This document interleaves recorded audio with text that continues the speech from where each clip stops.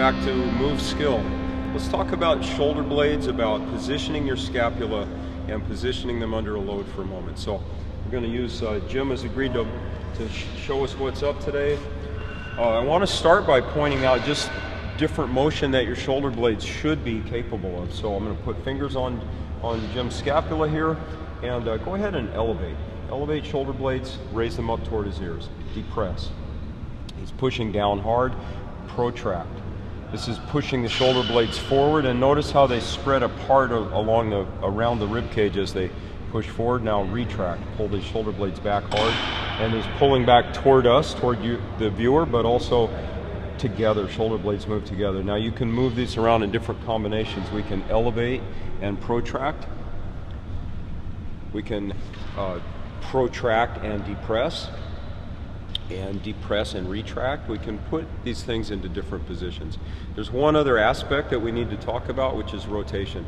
Will you stick one arm up straight, please, and internally rotate? So notice the shoulder blade has come up and in. It's rotated, but his entire arm and the shoulder joint itself has rotated. So pull your shoulder back and down, and externally rotate. This is shoulder torque. And what we get out of this is strong engagement of the lat and some other muscle around the scapula. But this thing, when the shoulder blade is pulled back and down toward the hip and externally rotated, the shoulder joint and the shoulder blade itself, the scapula, become quite stable. So let's look at this under some different load situations. Jim, will you jump up on the support position there? Dip support. The weight of his body wants to pull him down, it wants to drive the shoulders up. If he just relaxes, a passive position here, see these shoulder blades elevate and to some extent internally rotate. This is called failure in this context. These shoulder blades have failed in the sense they've moved under a load. So to manage this, he's going to push himself up, or stated another way, push those shoulder blades down toward the hips and chest up. And he gets a nice strong support position. This is what active shoulder engagement looks like in the dip support. Let's take a look at plank and push-up now. Oh, yeah, good one. Thank you. Got ahead of myself.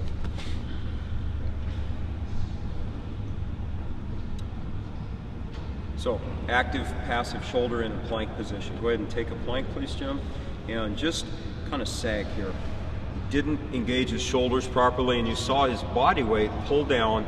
In this case, the shoulder blades are retracting, and just retracting, just pulling away from the rib cage. So, to get stable in this case, to become active, he's going to push his body up, and you see these shoulder blades push around his rib cage a little bit. He's protracting some. And he's also depressing. He's pulling his shoulder blades toward his hips hard. So he's got lats on. Go ahead and do a push-up this way, please. Nice active shoulders. And I want you to notice that the shoulder blades are not moving around on his back when he does that. So now come back up, please, and kind of fall into a passive position as you start your push-up. Notice now the first thing that happens is failure at the shoulder blade. Add to this, Jim, your elbows coming out, winging out like we see so often. This is a really common breakdown, and the fault starts here at the scapula. We'll often look at the elbows and talk about keeping the elbows moving toward the body, but the fault starts here. So active shoulders in that case, pulling the shoulders toward the hips and getting that external rotation. All right, let's look at one more shoulder position here, hanging position. So Jim hangs from this bar and doesn't do anything in particular with his shoulders. The weight of his body weight is going to pull down, and the shoulder blades are going to want to fail this way. They're going to slide up under a load. So lats in this case are not engaged yet, and his shoulders have kind of hunched up into his ears, and if we could see from the front, you'd see he's kind of hunched in like this. First order of business here then is to engage these lats, pull his shoulders down, or you could say pull your body up. And what we have now is a strong pull of the shoulder blades, the scapula toward the hips, active shoulders.